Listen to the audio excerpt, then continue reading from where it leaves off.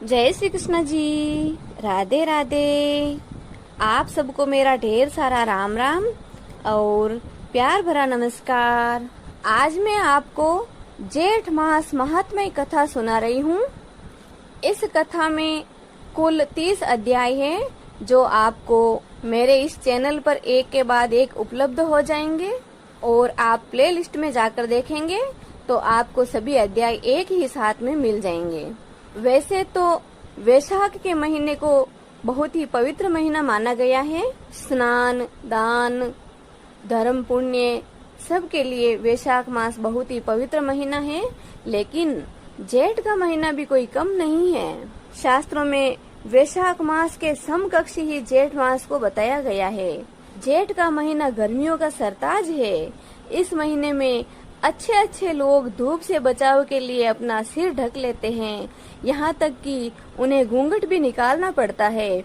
इसीलिए तो इस महीने को जेठ महीना कहते हैं, क्योंकि घर में जेठ जी बड़े होते हैं तो बहू रानियां उनसे घूंघट निकालती है। जेठ जी के बराबर इस महीने को उपमा या उपाधि दी गई है। यह महीना जलदान, पदवेश दान यानी जूता चप्पल का दान, छाता दान यानी चिलचिलाती धूप में हमें छाया की जरूरत होती है और वो छाया हमें छतरी, छत्र या छाता से प्राप्त होती है। इस तरह के दान के लिए सर्वोत्तम महीना है। सूर्य की किरणों की तपन की ज्येष्ठता के कारण हिंदू पंचांग में वर्ष के तीसरे महीने को ज्येष्ठ कहा जाता है।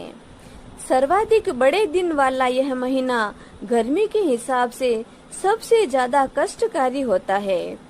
इस महीने में नौतपा भी लगता है, यानी कि लगातार 9 दिन तक भीषण गर्मी पड़ना। नौतपा यानी सर्वाधिक तपने वाले 9 दिन। ज्योतिषीय गणना के अनुसार मई के महीने के अंतिम दिनों से लेकर जून के महीने के शुरुआती दिनों तक नौतपा की अवधि रहती है। इस गणना के अनुसार माना जाता है कि जेठ महीने में सूर्य जब रोहिणी नक्षत्र में प्रवेश करता है तब गर्मी प्रचंड पड़ती है। इन दिनों में अधिकतम तापमान 45 डिग्री से 48 डिग्री तक पहुंच जाता है। आधुनिक मौसम वैज्ञानिक इसे हीट वेव या लू वाले दिन भी कहते हैं। भीषण गर्मी वाले इस ज्येष्ठ महीने को आम बोलचाल की भाषा में जेठ कहा जाता है।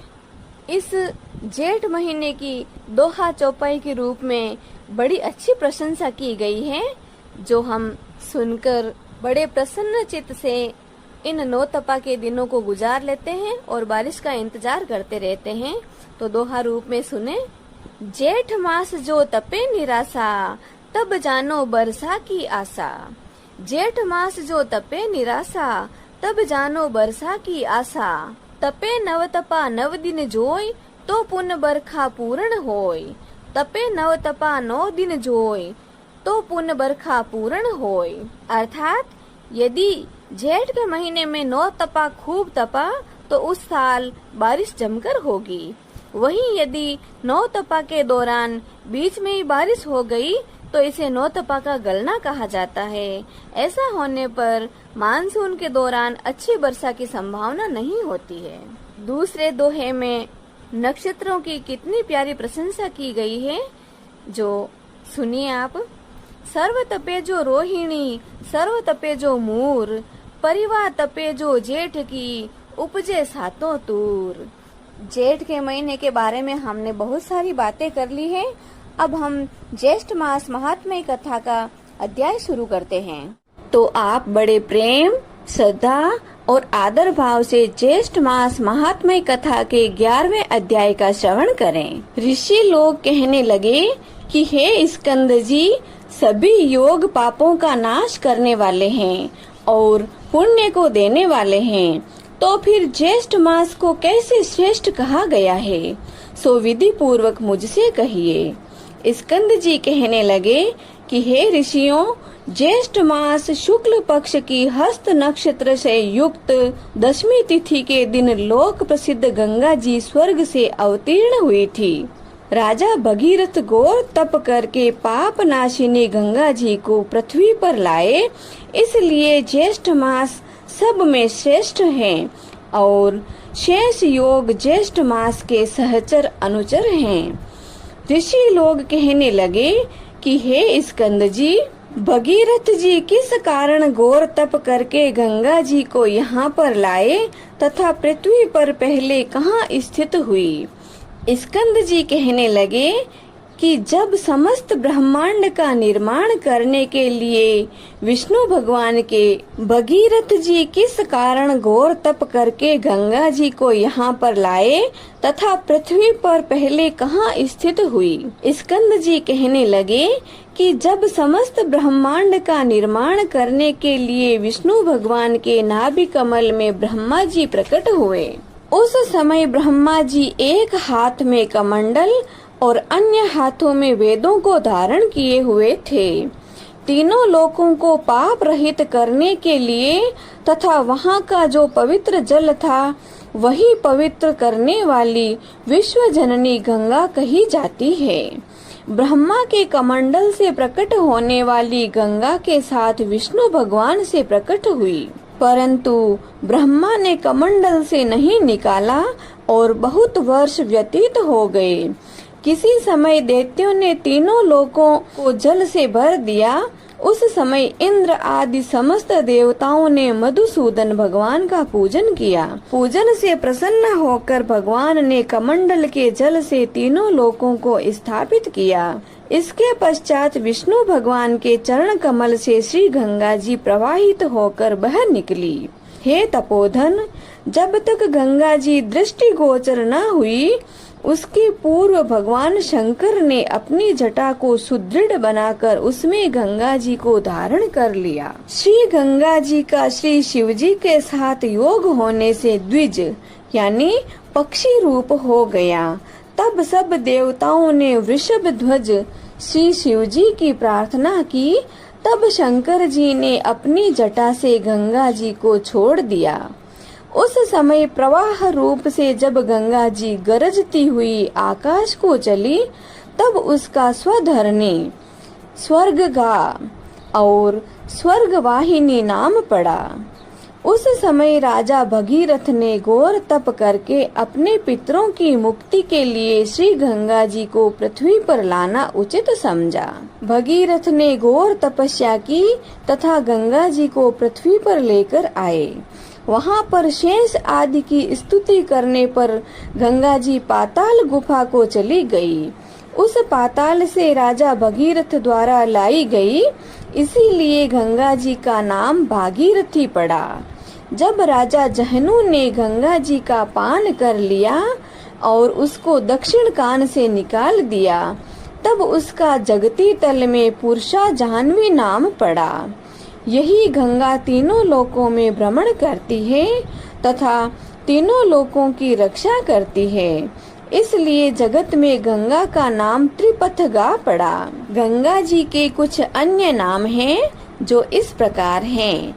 गंगा जी कमंडलु समुद्र भूता, विष्णुपाद समुद्भवा, गंगा हर जटोद्भूता, स्वरधनी, लोक पावनी, भागीरथी, जाह्नवी, तिस्त्रोता, भीष्मसु, मंदाकिनी, भागवती, त्रैलोक्यवासिनी, इस तरह 13 नामों से इस संसार में गंगा मैया विख्यात हुई। जो मनुष्य इन 13 नामों का रात्रि तथा दिन में पाठ करते हैं, उनका वास भागीरथी गंगा के तट पर होता है, इसमें कोई संशय नहीं है। जो नित्य स्नान के साथ इन नामों को पढ़ते हैं, उनको गंगा स्नान का फल होता है। इन नामों के पदों से जो नित्य नमस्कार करते हैं, वे सब पापों से मुक्त होकर अंत में शिवपुर कैलाश को जाते हैं। मृत्यु के समय निश्चल मन से भक्ति योग से बंधन से मुक्त हो जाते हैं। वे लोग स्वर्ग लोक को लांघते हुए ब्रह्म पद को प्राप्त होते हैं। जो मनुष्य अंत समय इन नाम पदों से अभिमंत्रित कर जल को अपने शरीर पर सिंचन करते हैं, उनको पातकी होने पर भी यमराज के दूत कभी नहीं छू सकते। अहो, गंगा के महात्म्य कहने में कौन समर्थ हो सकता है। हाँ, यदि आकाश के असंख्य मच्छर के समान अधिक संख्या में मुख हो तो वह मनुष्य गंगा महात्म्य को कहने में समर्थ हो सकते हों। इति श्री ज्येष्ठ मास महात्म्य कथा गंगा महात्म्य वर्णन 11वां अध्याय संपूर्णम।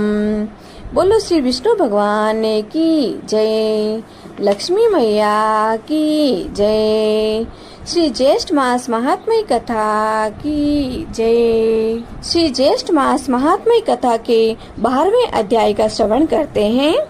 स्कंद जी कहने लगे कि हे ऋषियों, अब राजा भगीरथ जैसे गंगा जी को इस लोक में लाए, वह सब कथा मैं तुमसे कहता हूँ। आप चित्त को निश्चल करके सुनिए।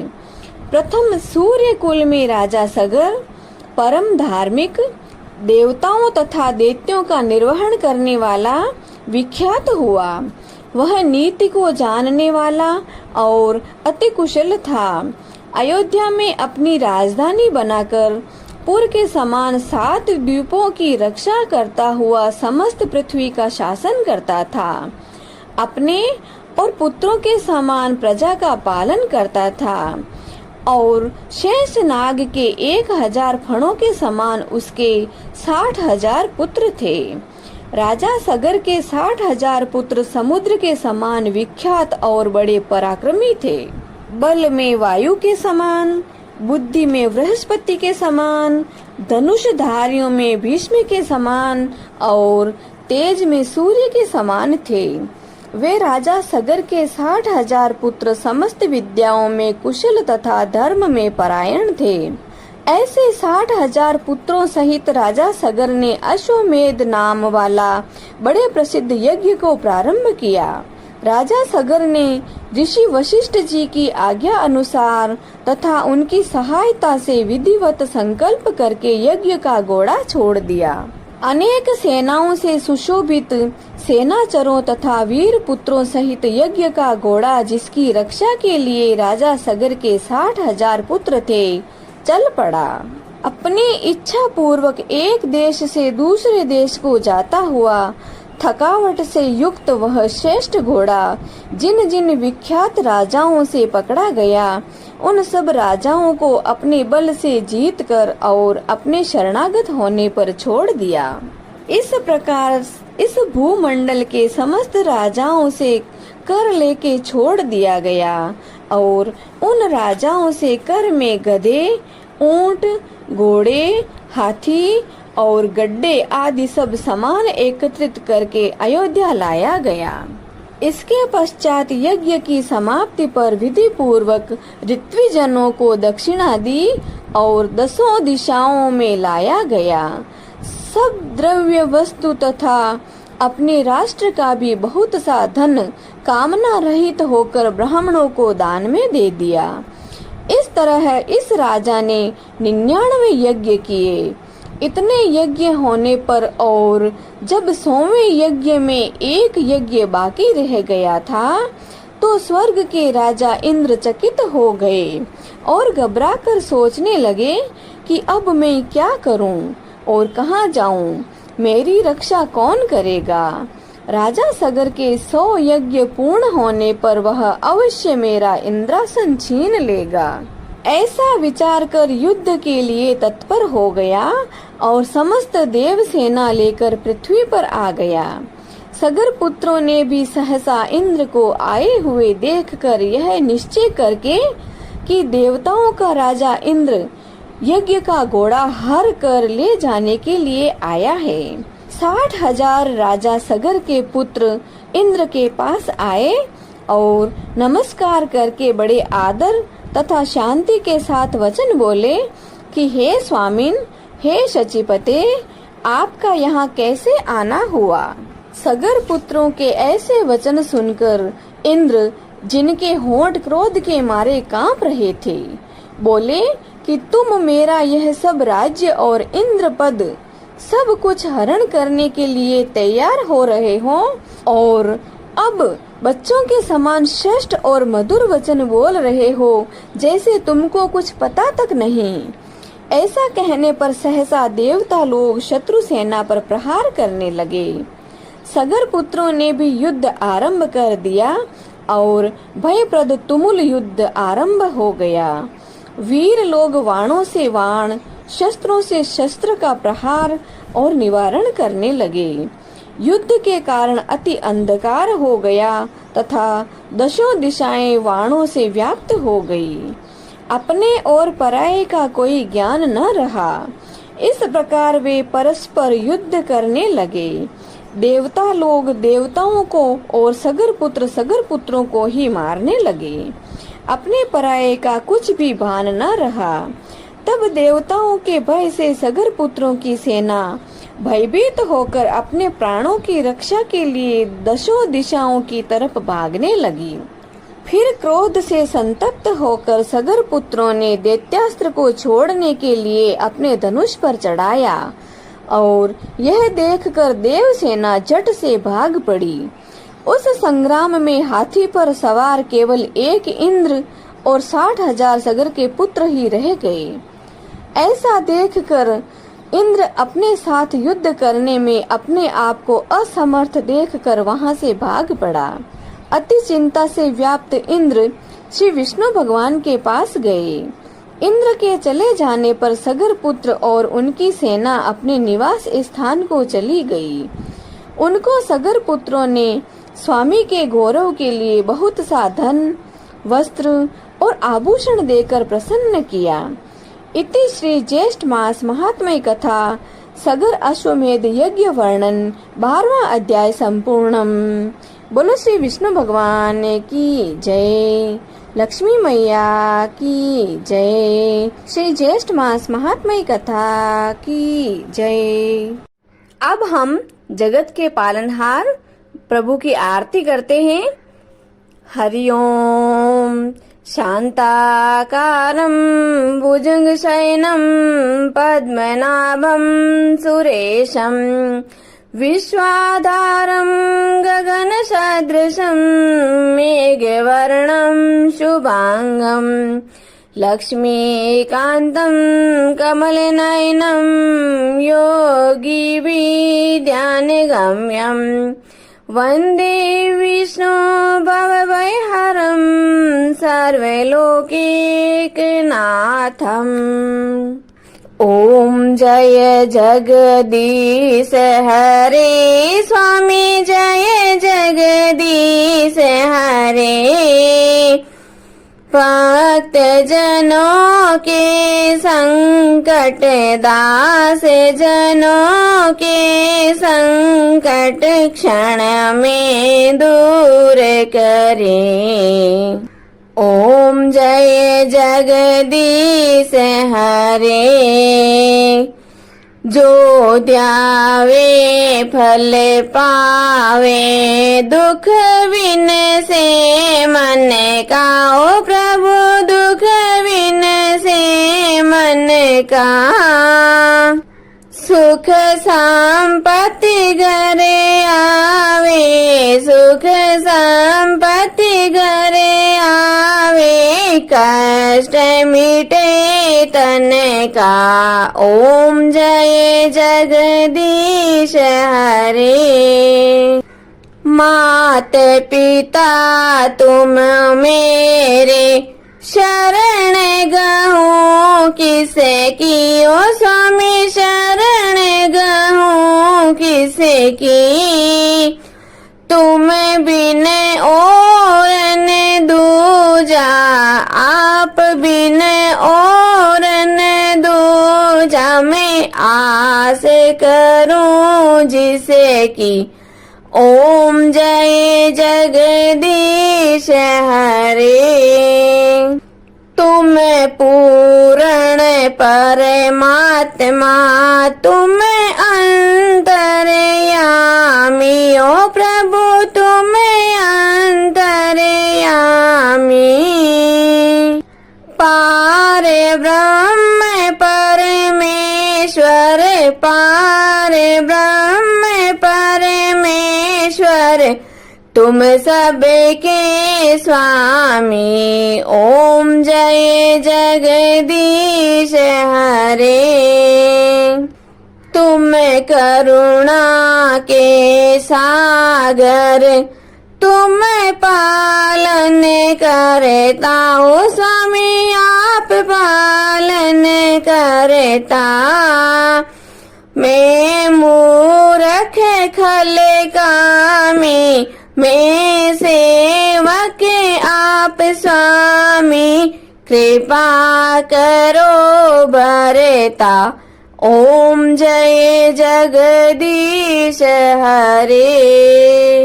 तुम हो एक अगोचर सबके प्राणपति, ओ प्रभु सबके प्राणपति।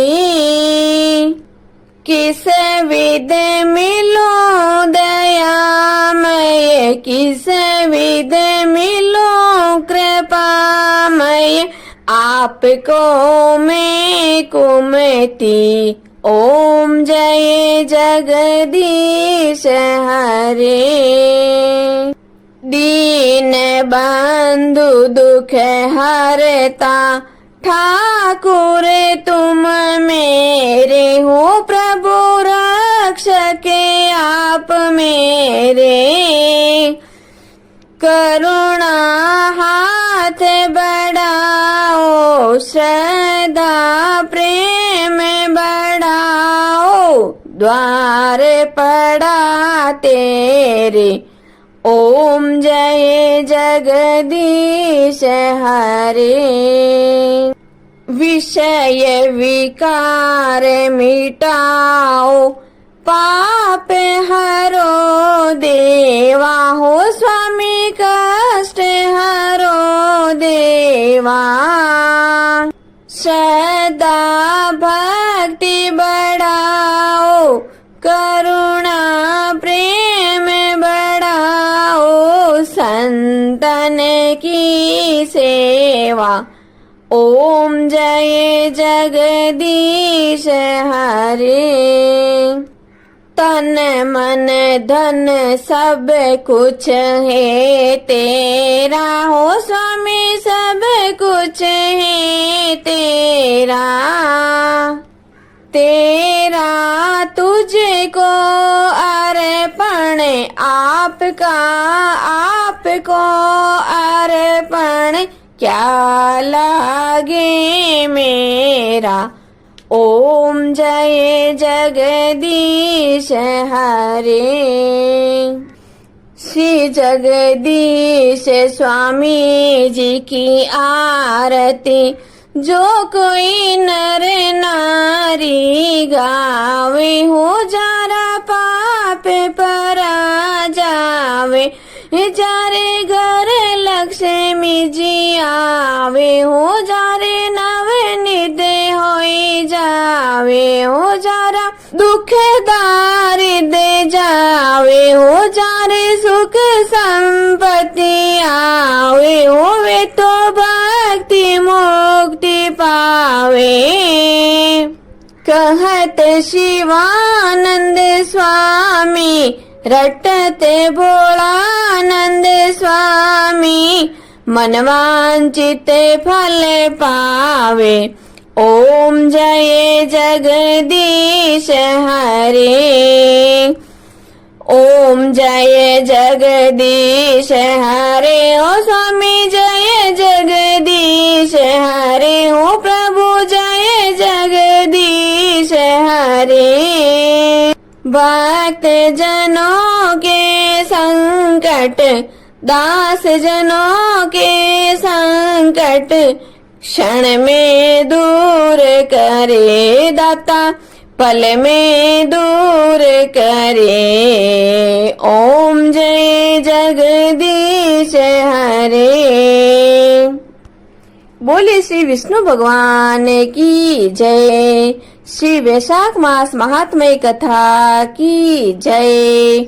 आज के आनंद की जय। जय श्री कृष्णा जी। राधे राधे।